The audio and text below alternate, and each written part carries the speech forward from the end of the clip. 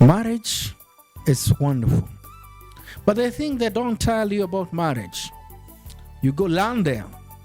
And these things, I'll tell you about the thing they don't tell you about marriage.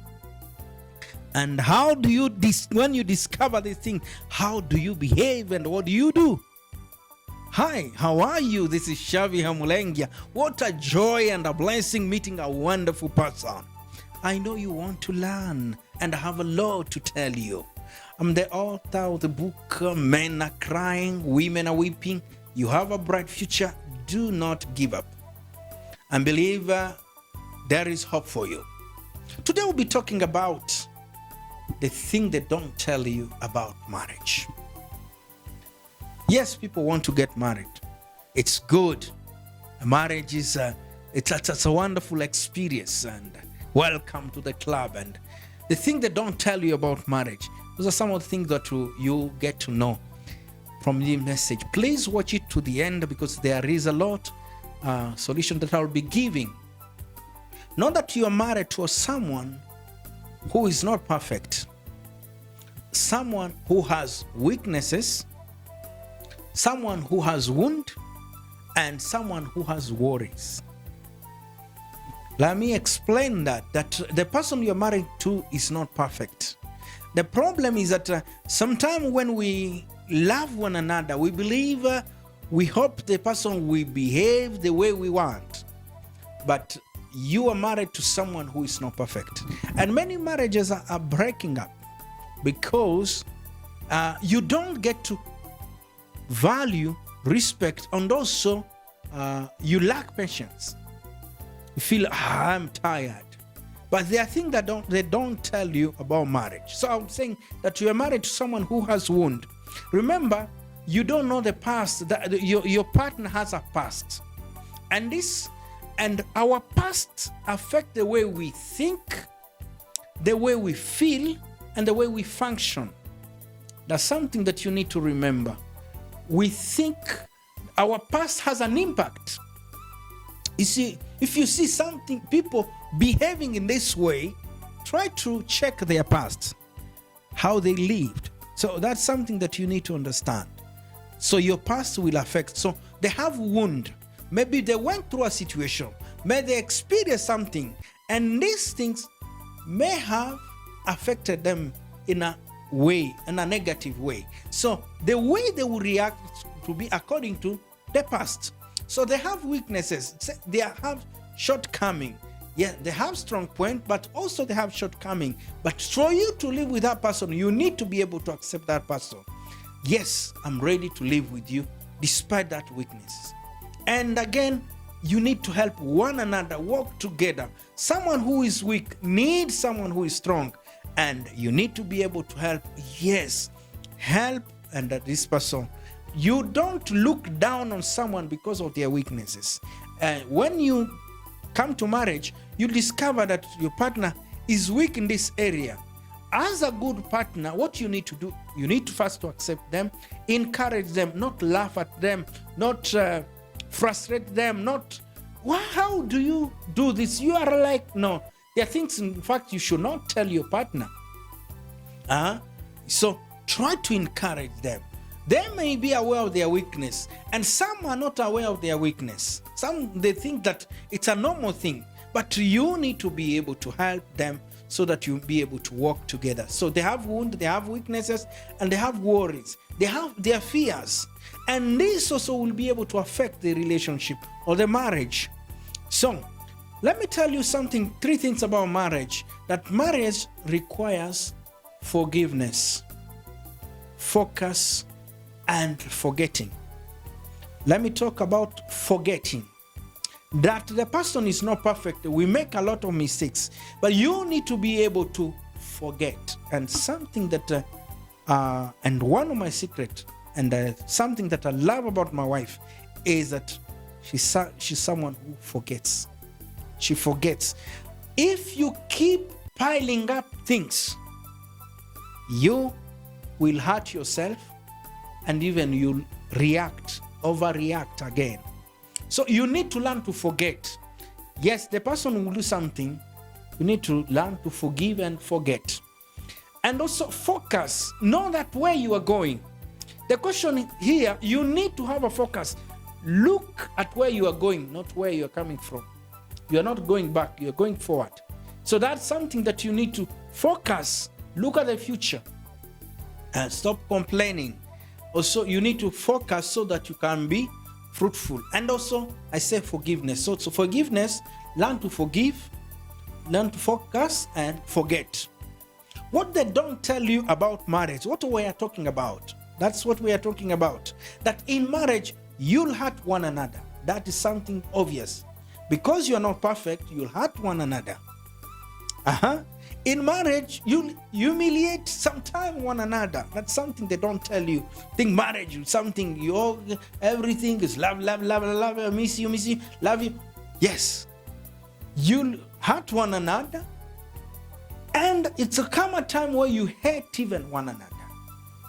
Yeah, maybe someone has done. And that's a reality. That's something that you need to know. But when you hurt one another, it will take a wise person to recognize their weakness and to come to apologize.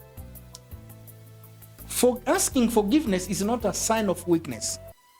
Asking for forgiveness is a sign of wisdom, humility, and care, and a sign of peace. That's something that you need to understand. When you go to ask for forgiveness to your partner, it's not that you are weak. It shows that you are strong, you are smart, and you are serious about the relationship, and you want to be successful. Those are things that you need to remember. When you ask for forgiveness, it's not that you are weak, but you are smart, you are strong, and you want to be successful, and you are serious about the relationship. People who don't care about the relationship, they don't ask you for forgiveness, even if, yes, so what? But you need to learn. When there is peace in marriage, you will be at peace. So learn to ask for forgiveness. You'll hurt one another. That's something that you need to know. And you even humiliate one another. You'll hate one another. What comes when you hate one another? And you need to come to senses. Remember, what keeps marriage going is not love, it's commitment. You need to be committed. When you have chosen to live with this person, be committed.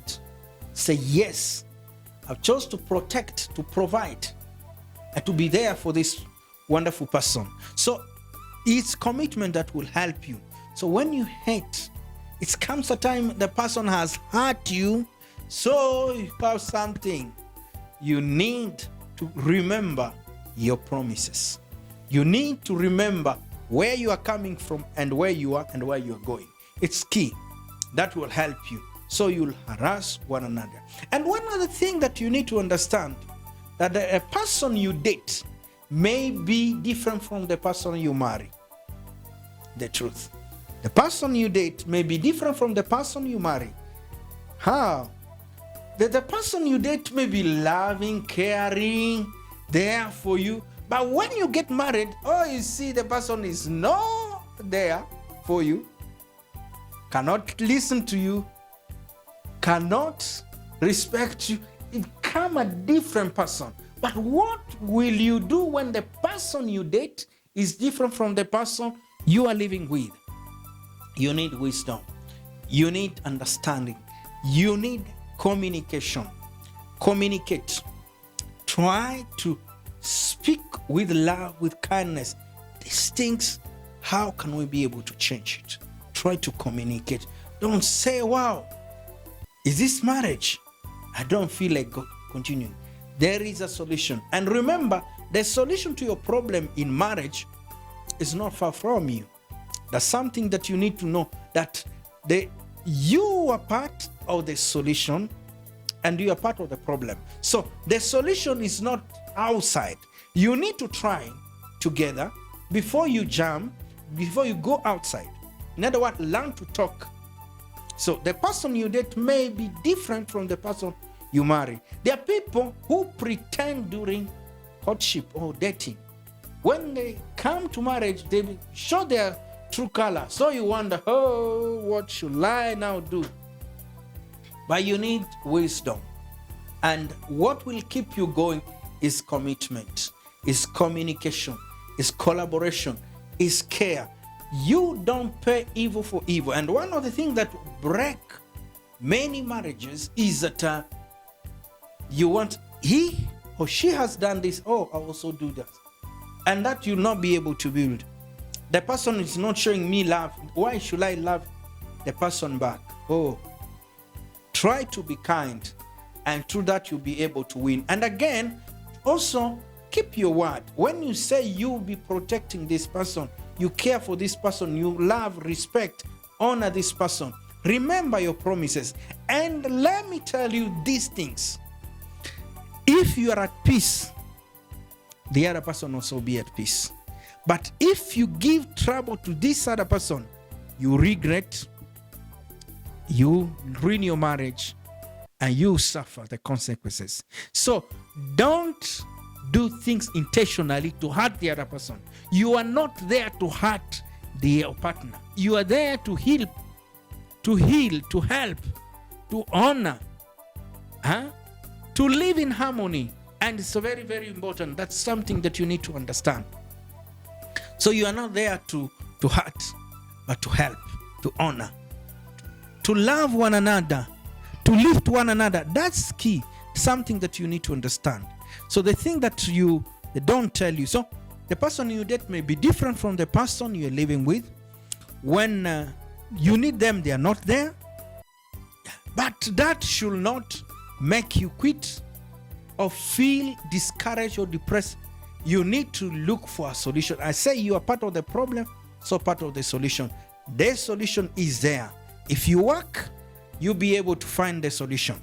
So in marriage, the thing they don't tell you, that you will fight. That's something that you need to know. That when you're married, you'll disagree. But don't allow that disagreement make you run away. And let me tell you, in marriage, you'll even go to bed sometime unhappy, angry. It will happen. Those are some of the things they don't tell you about marriage. You fight. In marriage, you even forget. There are those people who forget who they are. In another word, they forget their responsibility. But don't forget your responsibility. It will happen. In marriage, you'll find the person different from what. That's what I mentioned. You'll fall out of love. And that's something they don't tell you. You'll fall out of love. You feel like, hey, but you need to be strong. You'll feel like quitting. But when you feel like quitting, remain strong, seek advice, and talk to the wise people. You need to have someone who is working with you. And above all, learn to pray together. Learn to seek a solution. And you need to be able to see the problem together. And again, sometimes, things that don't tell you about marriage, what we are talking about, you'll be scared of one another. You'll be scared of one another. It's common time. But don't allow that fear to develop. You need to be able to come together to talk, and you'll be able to make your marriage better. You are the people to work on your marriage. Marriage is not it's not the people outside that will come and build your own marriage. You are responsible for it. And I say that marriage is for mature people. And what is killing marriage is ignorance. In other words, you need to keep learning. Keep learning if you want to discover. Keep learning if you want to go on and be able to do great things. So you'll fight, you'll forget, you frustrate one another, you'll feel like quitting, you'll fear one another, you get scared of one another. Yes, but one of the things, be slow to speak. Be slow to speak. Be humble and wise. Don't be quick to speak. Listen. Don't be quick to listen and slow to speak. If you'll be speaking about everything, you feel unhappy. And when you feel like there is something, try to look for a solution. And if you don't find a solution, look for a counselor, someone who can be able to advise you, because you're in that marriage to make it work. And one of the things I say that is, if you're not at peace, if you're giving hard time to your partner, also you'll not be at peace. Something that they don't tell you about marriage, that small things will bring issues, that you'll fight because of small things. You wonder why. And one thing that also amazes me, and one thing that is true, you find that someone is doing great things outside. He's managing like 1,000 of people, 100 of people, many people. But manage this one person become a problem. So, and something that you need to understand, that small thing can turn to big issue if you don't handle them well. Small thing, you'll find disagree because of small thing, but you need to come to your reason, come to your senses. Don't allow things and people to divide you or to separate you, because you are there, you are a winning team. And so as a winning team, you need to work together so that you can win together. And that's something that you need to know. And again, remember, I said that in marriage, something they don't tell you, that you go to bed mad, even wake up mad. But don't allow, when you disagree, get time to think, to reflect, find a solution to what is hurting you. And if you want to win in marriage, listen to me. Be willing to listen to the other person. Be willing to look at yourself. Am I not the problem? Most of the time we point fingers. It is my wife. It is my husband. Hey, they say when you're pointing your finger, the 3 other fingers are pointing at you. In other words, you need to look at yourself before you condemn, before you blame, before you criticize, before you complain about the person. Look at yourself. Am I not the problem? So most of the time we say, no, it's the wife. And don't be a don't care in marriage. I don't care. I don't care. Do I care? No. There is a way you need to speak. Because when this marriage works, you'll be at peace. You'll enjoy it. When this marriage fails, you also regret. You wonder.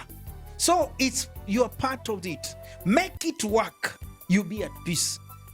And you remember, you're also a role model. People are watching you. They want to learn what you need to, how marriage is. And the other thing that they don't tell you about marriage, there are many things they don't tell you about marriage. That indeed you'll be together but not united. You'll be together but not united. You can sleep on same bed but you're not together. You live together but not united. In other words, everyone has their mind. They're thinking of their own. And one of the things that sometime in marriage, you don't wonder, you can call someone my baby, and in the morning you call them, you're like a child. That's some of the things that you hear. In other words, you hear some statement that someone will praise you in the morning, then sometime in the evening the person change.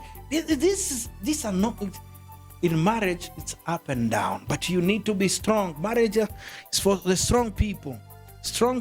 And one other thing, look at yourself and make it work, and be willing to change, to correct, change what is not going on. And something that don't tell you, marriage is a 24/7 work, that you are married wherever you go. Don't say, no, I can't. When I'm married, when I'm in the house, wherever you go, know that I'm committed to my partner. In other words, I need to be faithful. I need to make sure that I protect my marriage. And the other thing they don't tell you about marriage is that you are the person to change. You can't change the other person. In other words, you are the person who will be able to fit the shoe, this person. So you are married to someone who has weaknesses. That's something that you need to understand. Someone who has a wound, and someone who is worried, who has their fears. And one thing that will keep a marriage strong is forgiveness and focus, and learn to forget. And that in marriage, you'll hurt one another, you humiliate and hate, even harass. In my book, Men Are Crying, I talked that your partner can be either your friend, can become a foreigner to you, or a foe. A foreigner is a stranger to you, that you don't know them, you don't understand them. Come a stranger. And also, a foe is an enemy. So you need to learn that. And sometimes the person you date may be different from the person that you're living with. But one of the things that will help you is communication. Try to talk and also listen to the other person. Don't say, I don't have time. Do I care? That is not my problem. That it's you. The problem. No, learn. If you want the best, you get the best. And if you're creating the problem to your partner, remember you'll never be at peace because you are one. When your partner is at peace, you'll be at peace. That you will fight, yes. But when you fight, find a solution. You forget. But you need to remember, always remember who you are and remember your promises that will help you. And you need to be slow to speak and deal with yourself. That's something that you need to deal with yourself. Most of the time we point fingers, but you need to learn. And remember, there is hope. Even those great marriages that you're admiring today, they went through a tough time, but they were able to sit down and solve the problem. You need to learn to communicate and hold one another. Commitment is what will hold marriage. And if you want the best, remain focused and with God. And let God be the foundation. The foundation. And that you can be able to come together and hold hands and pray. You disagree. And don't allow you become angry for I don't know how many days. Please. It is not good. It's not healthy for you. It's not healthy for the marriage. It will not bring something great. Learn to talk. Come to your reason. Come to senses. Let's reason together. You need to be. Also, one thing that I'll ask you, develop principles. Come up with principles. How will you be handling conflict when you disagree? How will you be handling that? So that you know this is how we handle our differences. And remember, love can be revived. When you fall out of love, you can revive that love. In that, take a commitment, a choice. It's your choice. You choose to love. Thank you so much. I had a lot to say, but please read my books. I've talked about this thing in my book, Men Are Crying, and some of my other books on marriage. Get them. My name is Shavi Hamulengia. Please share this with someone and subscribe. God bless you, and you make it in your marriage. Don't fear. You'll not fail, but you'll succeed.